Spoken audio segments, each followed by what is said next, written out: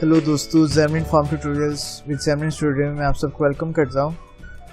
Previous tutorial में हमने ज़ैमल के बारे में डिस्कशन की थी।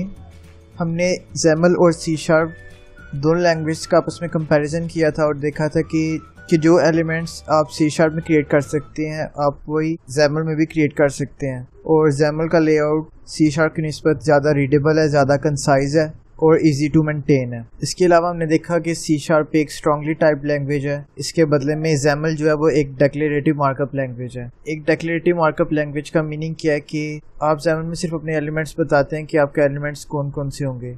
आपको ज़ैमल में ये बताने की ज़रूरत नहीं है उन एलिमेंट्स का बिहेवियर या उन एलिमेंट्स का फंक्शन क्या होगा। फॉर एग्जांपल, अगर आप एक बटन क्रिएट करते हैं, आपने सिर्फ उसे बता देना है कि ये बटन किस जगह होगा, इसका टेक्स्ट वगैरह क्या होगा, इसका टेक्स्ट साइज़ क्या होगा, इसका फॉन्ट एट्रीब्यूट वगैरह क्या होगा, बैकग्राउंड कलर बटन का क्या होगा। लेकिन आपने ये नहीं बताना कि जब आपकी एप्लीकेशन रन होगी और एक यूज़र आपके बटन के साथ इंटरेक्ट करेगा तो ये बटन क्या फंक्शन परफॉर्म करेगा। ये आप ज़ैमल में नहीं करते। इसलिए ज़ैमल को कहती हैं कि ये एक डिक्लेरेटिव मार्कअप लैंग्वेज है। आप सिर्फ एलिमेंट्स डिक्लेयर करते हैं, आप उनका फंक्शन नहीं बताते इधर। आज के ट्यूटोरियल में हम मज़ीद ज़ैमल पे डिस्कशन करेंगे।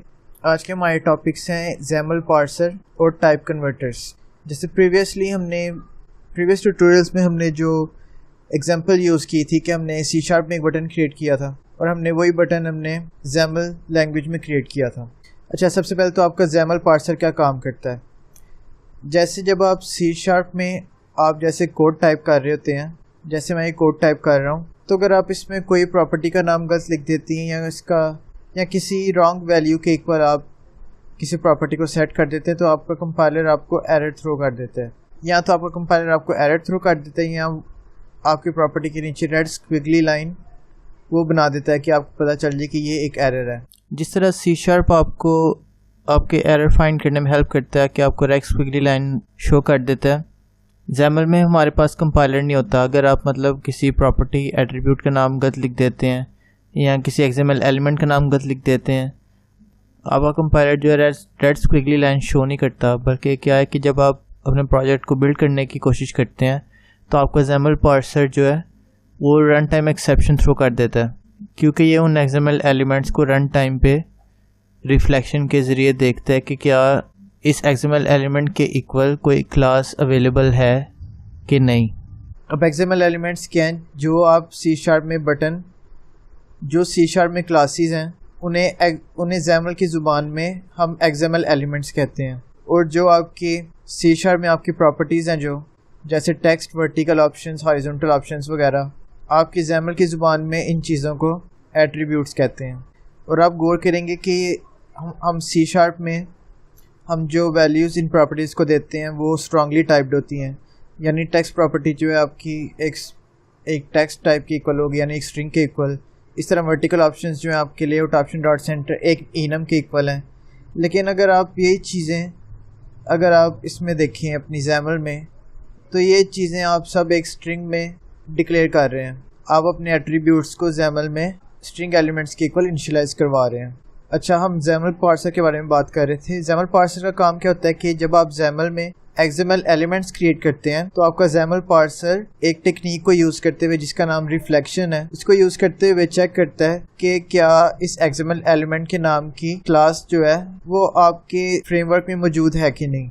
अगर तो वो क्लास आपके फ्रेमवर्क में मौजूद है तो आपका ज़ैमल पार्सर क्या करता है कि उस क्लास को ज़ैमल के ज़रिए इंस्टेंशिएट करवा देता है और ये एक्सएमएल एलिमेंट की शक्ल में आपको मोबाइल स्क्रीन पे आपको शो हो जाती है। अब वो मोबाइल स्क्रीन आपका विजुअल डिज़ाइनर हो सकता है या जब आप एप्लीकेशन रन करते हैं आपकी वो मोबाइल स्क्रीन हो सकती है। अब ज़ैमल पार्सर का काम देखने के लिए कि हम क्या करते हैं कि हम बटन का नाम जो है वो हम गलत लिख देते हैं। क्या करते हैं, एप्लीकेशन को सेव करते हैं और क्या करते हैं कि हमारा सी शार्प कोड जो है इसको हम कमेंट कर देते हैं। कमांड स्लैश को यूज़ करते हुए हमारा सी शार्प का कोड कमेंट हो गया। अब आपका जब कोड रन होगा, आपका ये ज़ैमल वाला कोड रन होगा, तो हम देखते हैं इसको एक एंड्रॉयड एमुलेटर पे रन करके देखते हैं इस एप्लीकेशन को।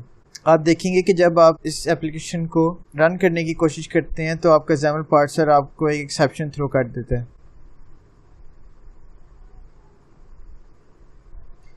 देखिए, हमारी एप्लीकेशन रन होने के बाद हमारी एप्लीकेशन ने एक्सेप्शन थ्रो कर दिया और एक्सेप्शन किस नाम की है, xamarin.forms.xaml dot Jaimal parse exception, और उसकी डिटेल में क्या है कि type button without the N not found in XML-NS। अब इस डिटेल का मीनिंग क्या है कि अगर हम अपनी एप्लीकेशन को स्टॉप करते हैं और हम अपनी XAML में जाते हैं तो आपके पास ये ऊपर कुछ नेम स्पेसेस मौजूद हैं और हमें जो एक्सेप्शन थ्रो हुई है वो इस नेम स्पेस में हुई है। आपके जितने भी आपके XML एलिमेंट्स होते हैं उनकी डिटेल, उसकी डिटेल आपकी इस नेम स्पेस में मौजूद होती है। अब अगर आप इस नेम स्पेस को अगर आप अपने वेब ब्राउज़र में लिख के आप ओपन करने की ट्राई करेंगे तो ये ओपन नहीं होगी, क्योंकि ये सिर्फ एक उन्होंने नेम स्पेस को नाम दिया हुआ है, इसकी फ़िज़िकल लोकेशन कोई नहीं है। अभी आप समझ लें कि एक एड्रेस उन्होंने दिया हुआ है जिसमें आपके सब XML एलिमेंट्स मौजूद हैं। अच्छा, हम क्या करते हैं, हम बटन का एन वापस पुट कर देते हैं। अब इस ट्यूटोरियल में जो दूसरा टॉपिक था उसका नाम है टाइप कन्वर्टर। अब XAML पार्सर और टाइप कन्वर्टर ये दोनों सेम चीज़ें नहीं हैं, दोनों डिफरेंट हैं ये, लेकिन ये काम जो है इकट्ठे करती हैं। कि अगर आप एक कंट्रोल अगर आप C# में क्रिएट करते हैं तो उसे हम क्लास के नाम से बुलाते हैं।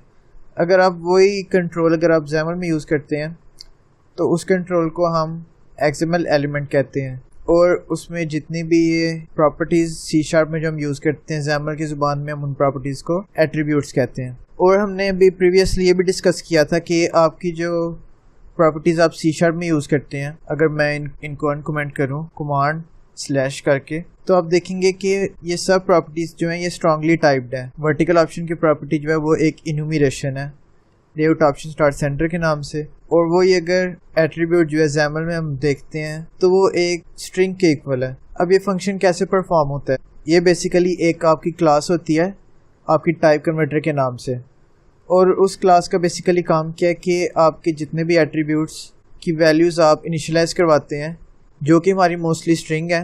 टाइप कन्वर्टर का काम क्या है कि इसको इन वैल्यूज़ को इनके इक्वली C# की प्रॉपर्टीज़ में जो है, अगर आप सिंपली देखें तो आपको टाइप कन्वर्टर क्या एबिलिटी प्रोवाइड करता है कि ये आपके कोड, आपकी टाइपिंग जो होती है, टाइपिंग कह लें या आपकी लेंथ ऑफ कोड कह लें, इसको डिक्रीज़ कर देता है। मतलब अगर एक चीज़ मुझे लिखनी पड़ रही है इस तरह my button dot vertical options equals layout option dot centre, मैं XAML में सिंपल उसको लिख लेता हूँ vertical option is equal to centre. और अब मैंने क्या किया कि मैंने ये टाइप कन्वर्टर के हवाले कर दिया कि वो इस एट्रीब्यूट के वैल्यू को वो कंपेयर करे कि क्या इस एट्रीब्यूट में जो वैल्यू इनिशियलाइज करवाई है अगर मैं उसको पार्स करूँ तो क्या उसके इक्वल वैल्यू मौजूद है कि नहीं। अब क्या है कि अगर आप टाइप कन्वर्टर क्लास को मज़ीद स्टडी करना चाहते हैं तो आप इधर टाइप कन्वर्टर लिखें अपने C# कोड में और कमांड और D प्रेस कर दें, तो आपकी टाइप कन्वर्टर क्लास जो है वो हमारे असेंबली ब्राउज़र में उसका स्ट्रक्चर जो है वो हमें शो हो जाता है। ये हमारे पास क्या है कि ये एक एब्स्ट्रैक्ट क्लास है टाइप कन्वर्टर के नाम से, और इसमें ऑप्शन है जिसने क्या करना है, आपकी जो स्ट्रिंग वैल्यू आप जो अपने एट्रीब्यूट्स के इक्वल इनिशियलाइज करवाते हैं उसको पार्स करके दिखेगा कि क्या वो प्रॉपर्टी हमारे कोड में मौजूद है कि नहीं। अच्छा, वो प्रॉपर्टी कैसे शो होती है हम वो देखते हैं। अपनी डिफरेंट इन्यूमरेशंस वगैरह पे क्लिक करते हम देख सकते हैं कि इनकी डेफिनेशन पे आप जाते हैं तो आप देखते हैं कि इन सब स्ट्रक्चर्स को टाइप कन्वर्टर एट्रीब्यूट्स के साथ इनिशियलाइज करवाया गया। ये आपका टाइप कन्वर्टर जो है ये आपका C# एट्रीब्यूट है, ये XAML के एट्रीब्यूट से टोटली डिफरेंट है। ये देखिए हमारे लेआउट ऑप्शंस के नाम से एक स्ट्रक्चर मौजूद है जिसके ऊपर टाइप कन्वर्टर का एट्रीब्यूट लगा हुआ है। जब आप इस लेआउट ऑप्शंस के वैल्यू जो है जब आप XAML में लिखते हैं, जैसे horizontal options is equal to layout options dot center आपका C# कोड है, अगर आप यही वैल्यू अगर आप XAML में लिखते हैं तो आपका XAML पार्सर टाइप कन्वर्टर को यूज़ करते हुए आपका देखता है कि क्या लेआउट ऑप्शन का स्ट्रक्चर जो है ये टाइप कन्वर्टर एट्रीब्यूट्स के साथ इनिशियलाइज है, और अगर वो टाइप कन्वर्टर एट्रीब्यूट्स के साथ इनिशियलाइज है तो उस टाइप कन्वर्टर की टाइप क्या है। तो इधर उसकी टाइप क्या है, लेआउट ऑप्शंस कन्वर्टर। तो आपकी उस स्ट्रिंग को जो आपने सेंटर लिखी हुई है आपका टाइप कन्वर्टर क्या करेगा कि इस कन्वर्टर को यूज़ करते हुए, लेआउट ऑप्शन कन्वर्टर को यूज़ करते हुए उस स्ट्रिंग वैल्यू को एक सिंपल ऑब्जेक्ट में कन्वर्ट कर देगा। इस तरह अगर आप अपने डिफरेंट प्रॉपर्टीज़ को देखते हैं, जैसे फॉन्ट साइज़ है आपके पास, ये भी एक टाइप कन्वर्टर के साथ इनिशियलाइज है। इस तरह आपका बैकग्राउंड कलर में जो कलर है आपका, हमें पता है एक स्ट्रक्चर है, ये कलर स्ट्रक्चर जो है ये भी एक टाइप कन्वर्टर एट्रीब्यूट्स के साथ इनिशियलाइज करवाया हुआ है। उम्मीद है कि आपको क्लियर हो गया होगा कि ये कैसे पॉसिबल है कि आप जो प्रॉपर्टीज C# में स्ट्रांगली टाइप्ड हैं आपकी, आप उन्हें स्ट्रांगली टाइप करते हैं। ये कैसे पॉसिबल है कि आप उन्हें XAML में सिर्फ एक स्ट्रिंग में आप इनिशियलाइज करवा देते हैं और आपका जो XAML पार्सर है वो आपको कोई एक्सेप्शन या एरर भी थ्रो नहीं करता। हमने देख लिया कि ये एक फीचर या क्लास कह लें आप उसको, मौजूद है, ये उसके ज़रिए होता है जिसका नाम है टाइप कन्वर्टर।